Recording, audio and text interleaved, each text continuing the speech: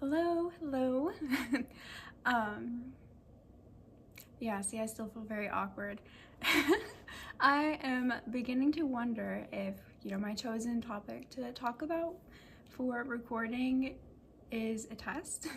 Last week I wanted to talk about effort discounting, and I experienced, disruption, like just everything kept building up like it was really challenging me, like how bad do you want this? And then today I decided I'm going to talk about embodiment and the experiences that I've had, because I feel like anytime that I've read about it or heard about it, it just didn't make any sense. Almost like they were trying to keep a secret from me, or like they were just making it up as they go. And all morning I have been kind of struggling to stay embodied. I keep going up into my head, especially trying to plan what I wanted to say, which stories do I share, like do I need to include the science?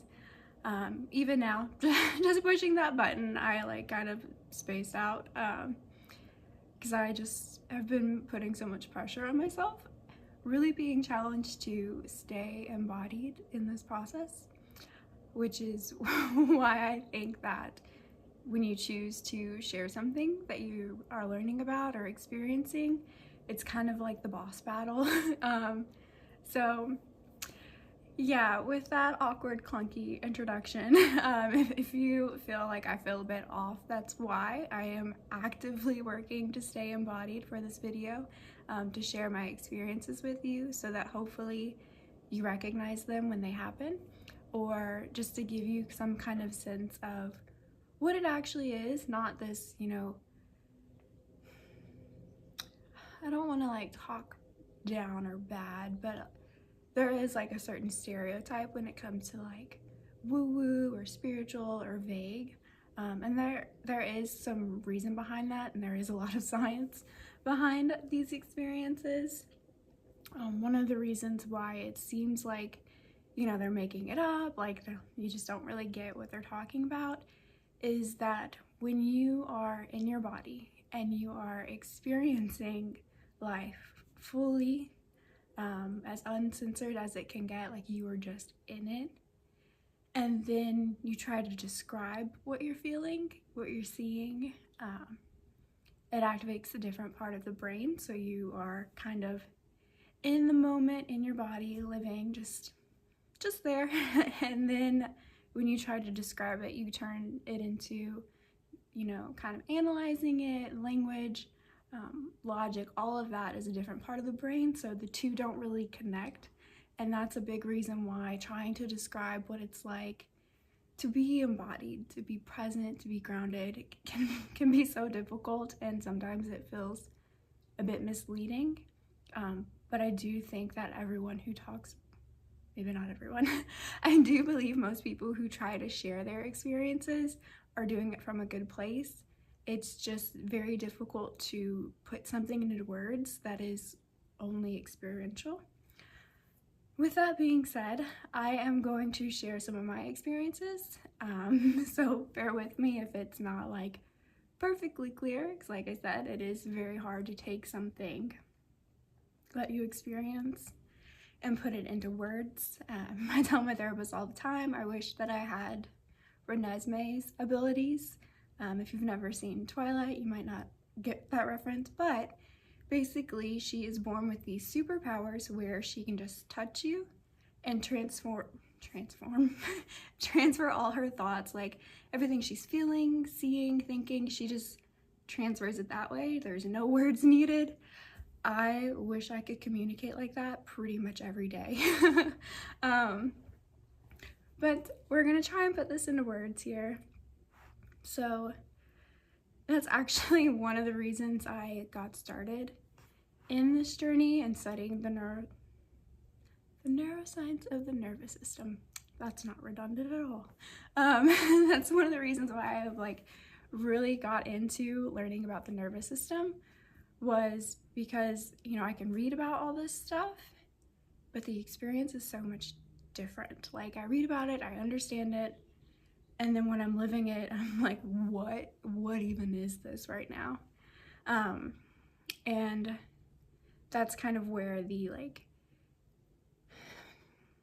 when I started, it was vague, woo-woo kind of crap.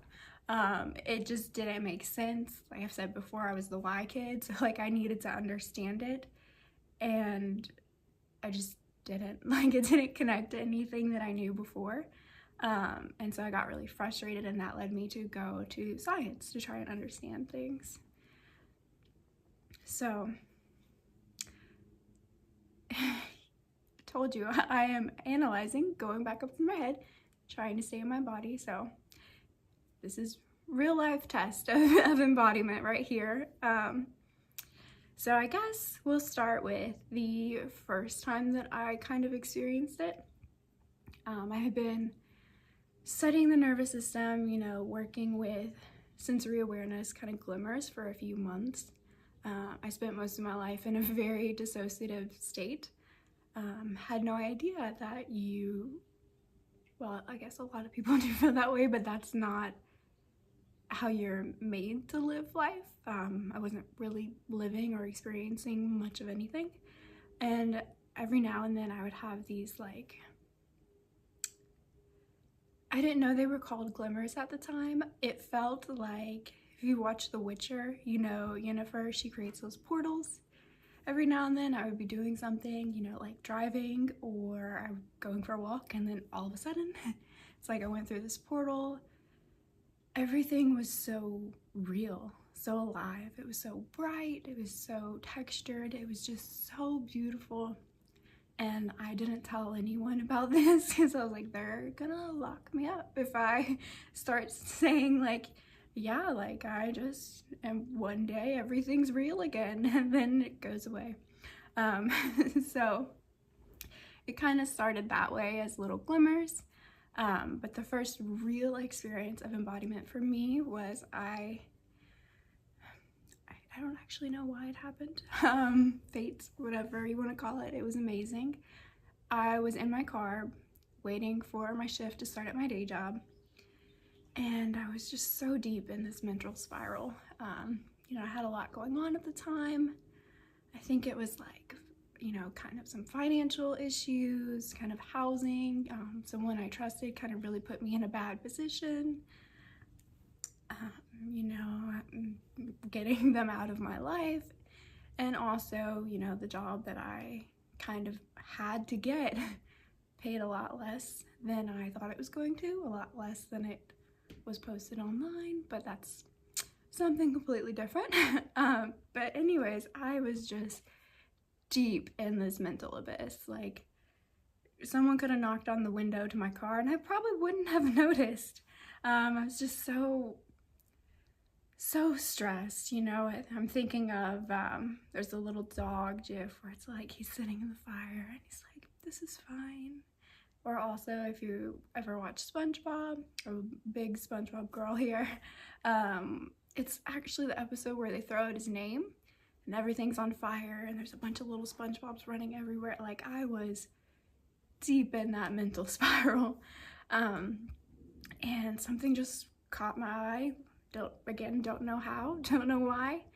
And I just had this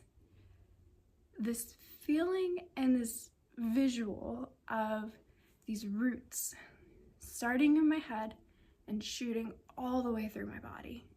It's like every part of my body. It was a pretty incredible experience. Had no idea what it was. And then I noticed, you know, the thing that had caught my eye, kind of brought me from my head back into my body, was a snowflake. It was snowing. And I had always known snow, like it snows every winter where I live and have grown up. And I always knew it as these like white blobs, you know, white blobs falling from the sky. You know, everything turns white, you know, white everywhere on the ground, on everything outside. And I had never actually seen a snowflake. Like, clearly I've seen them because I've seen it snow, but I'd never seen the designs of them. Like, I legitimately thought you had to have a microscope to see the different shapes and the, you know, just how I'm gonna say it again, the intricate designs of a snowflake. And I sat there in pure awe, just staring until I went cross-eyed at every snowflake that landed on my car windows. Like I went from feeling hopeless and lost and honestly just in a dark place, like not, yes, mentally in a dark place, but it felt like I was literally in a black hole, like everything was black, to suddenly just this sense of wonder, connection, feeling alive, feeling like a kid again. I was like, this must be why my niece and my nephew love the snow. Like, look at these snowflakes. And instead of like white globs falling from the sky, they were dancing, and I could see like 2 or 3 of them like connected falling. I was like, oh, they're holding hands.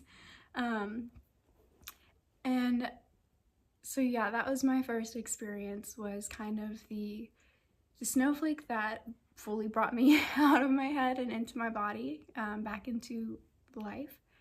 And those roots that shot through from my head into my body.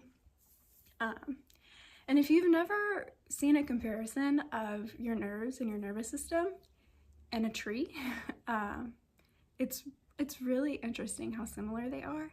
And maybe I'll be able to put a picture or a clip here for you guys, just so you can see. So that's where I think that experience came from, of the roots. But yeah, and nothing about the world changed. But after that, everything that I experienced did. Like, how I experienced the world changed so much after just that one moment, those few snowflakes in the car. Now, I say that like I had this one moment and then everything was different, everything was better. That's not really what happened. It was a gradual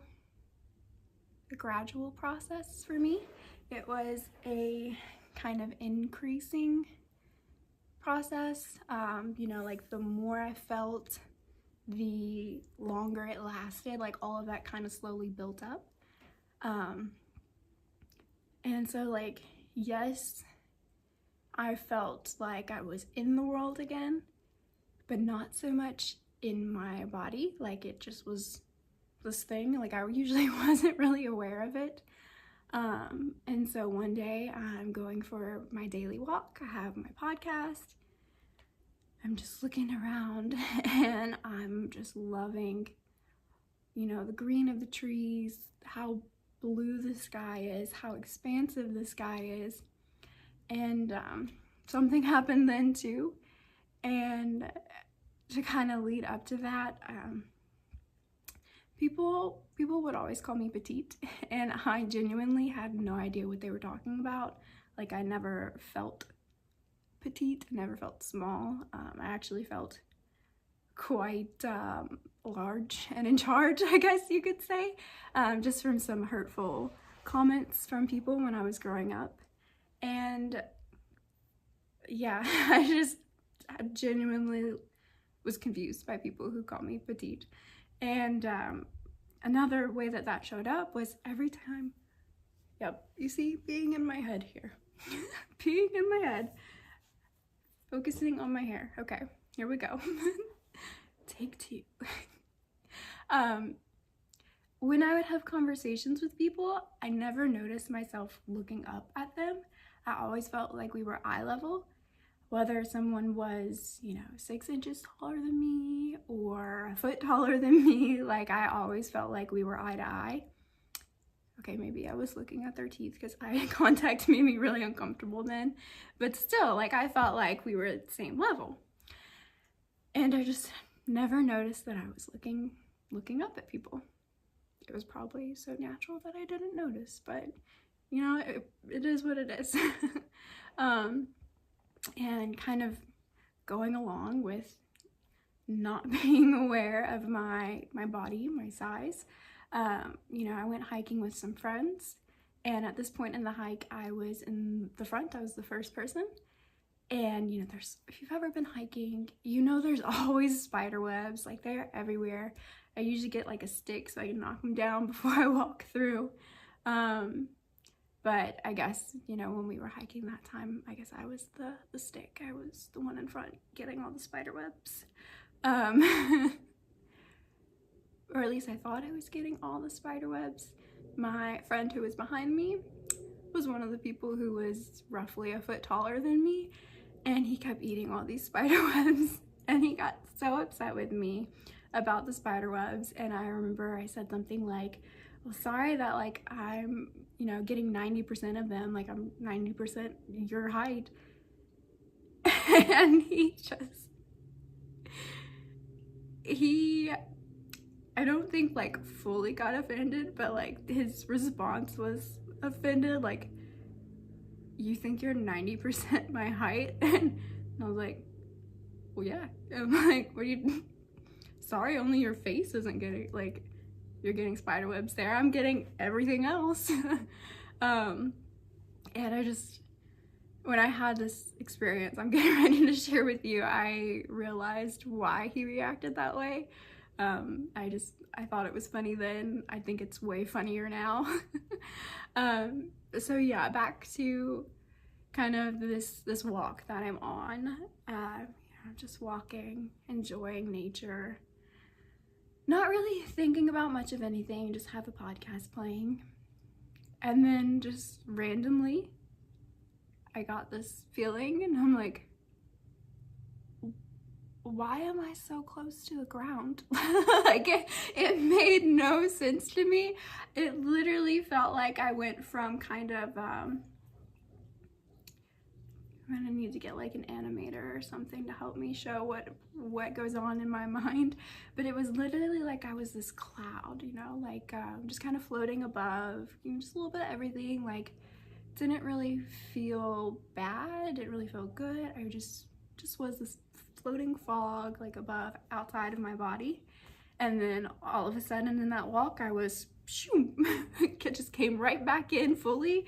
And everything that people said to me kind of started to make sense, like being petite and not being 90% of my friend's height. Like I just felt so close to the ground and it just threw me for a loop. And it was so funny. Like I spent the rest of the walk being like, what is this? Like, why am I so close to the ground all of a sudden? But I've always been that close to the ground. I stopped growing in 5th grade. I just wasn't in my body enough to be aware of that. So it was quite a shock when I finally felt my body, felt my height, and kind of saw the world from my real vantage point, from my real eye level, not just this floaty thing. Again, it's really hard to describe experiences. So that's why I so wish every day I could be Renesmee and just touch, and now you know exactly what I'm seeing, feeling, thinking, like everything. But it was a really funny experience just to suddenly be like, why am I so close to the ground? And like some of the reasons why that can happen is okay, I don't want to go too deep into this because this is about the experiences, so that may be to help you kind of understand. But there is this black box, brain in a box analogy. So your brain is in your skull, so it is essentially in a dark room. Like there's no light there, there's no sound there, like there's nothing. Your brain gets all these signals from your senses. You know, your lights see wavelength, your lights, yeah. Your eyes see light, they see wavelengths of light and interpret it as color. You know, your nose picks up chemicals in the air that make up smell. Your ears, they have little hairs so that when vibrations come, you hear sound. All of this goes into your brain, and your brain constructs what it believes is happening around you. So that is kind of how you can have a body and not feel it so much, not realize like, okay, yeah, like you're close to the ground. So yeah, your brain is always kind of filtering your sensory inputs, and most of it ignores. So when you are feeling safe, you know, your brain isn't trying to predict threats, so it kind of relaxes a little bit. You can take in a little bit more of that sensory information. That's why, like, if you are feeling a bit more regulated or you're feeling safer, you kind of, my experience has been you usually feel a bit calmer, and then colors are so much brighter and you can see a lot more texture. You can see a lot more space. So when you are in like fight or flight, do you see why I wish I didn't have to use words? When you are in fight or flight, or just your brain is kind of looking for that threat, it literally narrows your perception. And so not just when it comes to like opportunities or possibilities, like your visual field becomes smaller and kind of flatter too. Like your brain is literally just looking for what's wrong or what's missing. Like something is wrong and your brain is gonna find it. And so when you feel safe again, you know, you can see more of the colors, you can see more of the texture, you can see more space because your brain isn't filtering it out. That was kind of a rabbit hole, something that I thought was really cool because I wanted to understand what was happening to me. But yeah, if you're wondering like, how does that even happen? Like your brain is filtering everything, it's making predictions. And I can go into that a bit more later on in another video. But back to embodiment and trying to, goodness,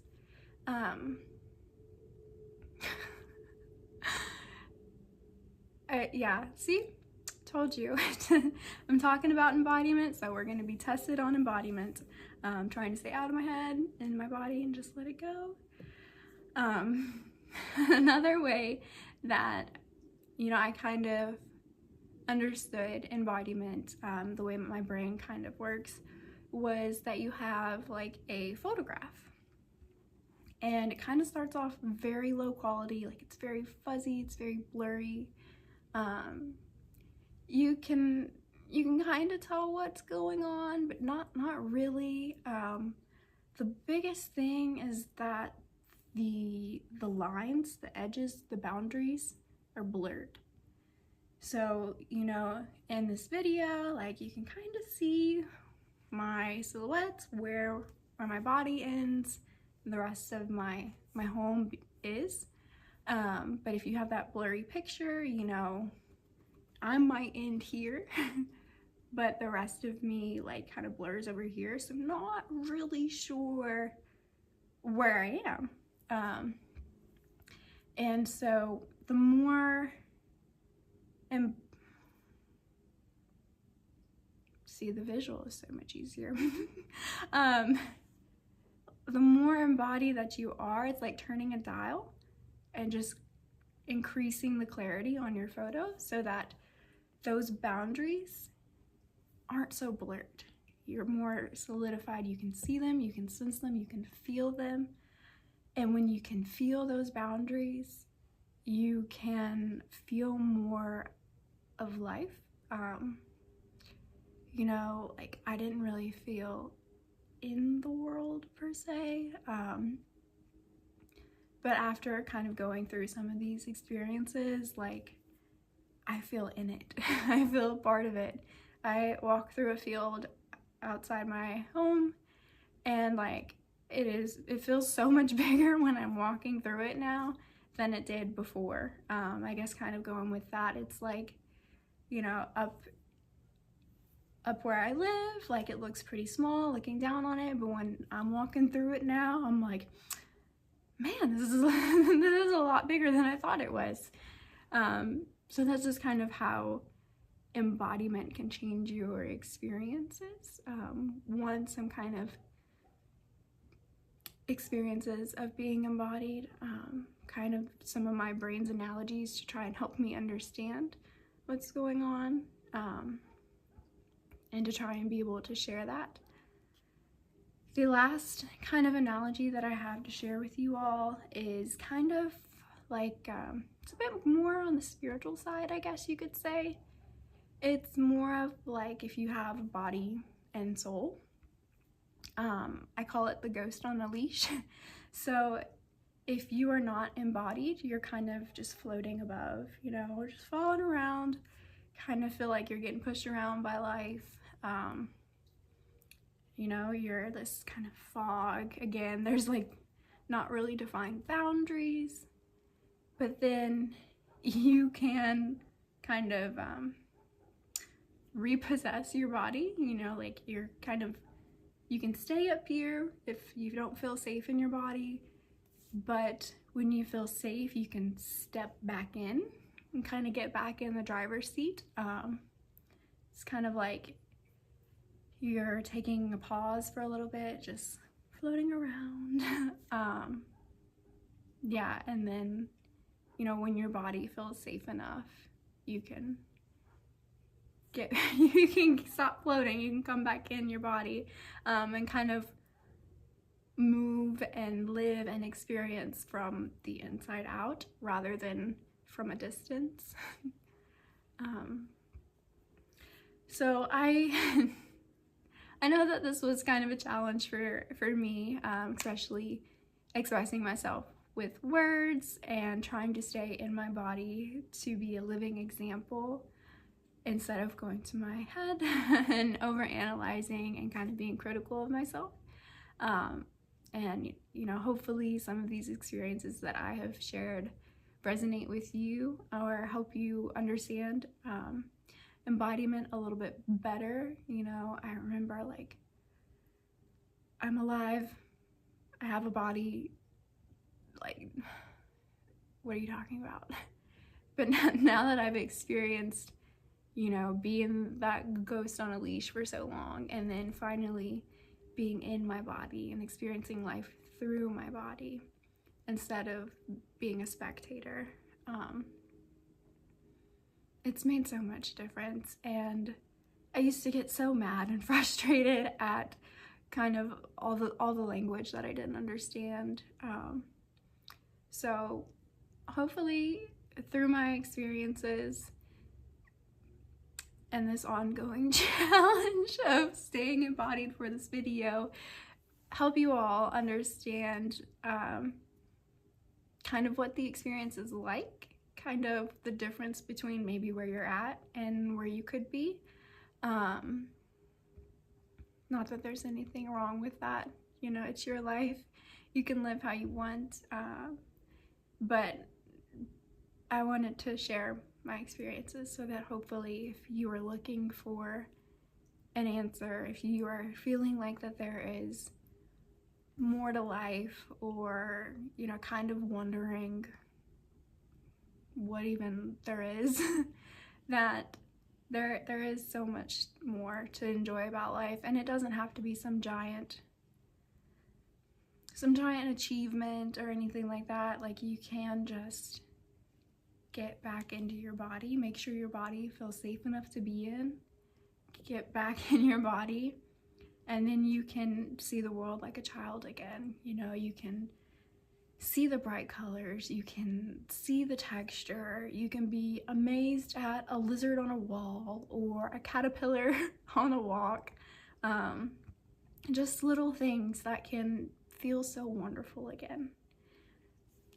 So if you'd like to learn more about regulating your nervous system so you feel safe enough to be in your body, and learn about reconnecting with your body, becoming embodied again, make sure you subscribe, because I'm going to keep sharing my experiences. I'm going to keep sharing what I'm learning. And as I am growing on this journey, it will get better. I am committed to becoming better at expressing myself and also updating the quality so that you're not staring at my living room. You can also check out my Sense Awakening offer. It is a guided reconnection experience. It kind of walks you through what really helped me on my journey. I don't want to call it a process. I don't want to call it a method because that puts a lot of pressure to perform.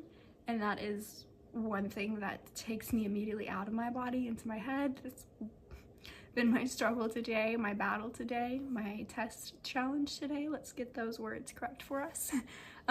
Is not performing, just being. So the guided reconnection experience, the Sense Awakening, uses sensory awareness, what I call everyday sensuality, to help you experience more glimmers, to notice the ones you're already experiencing and kind of get those little pockets of safety built up so that your body feels safe enough for you to return, to regulate your nervous system through sensory awareness. You know, little simple things in your day.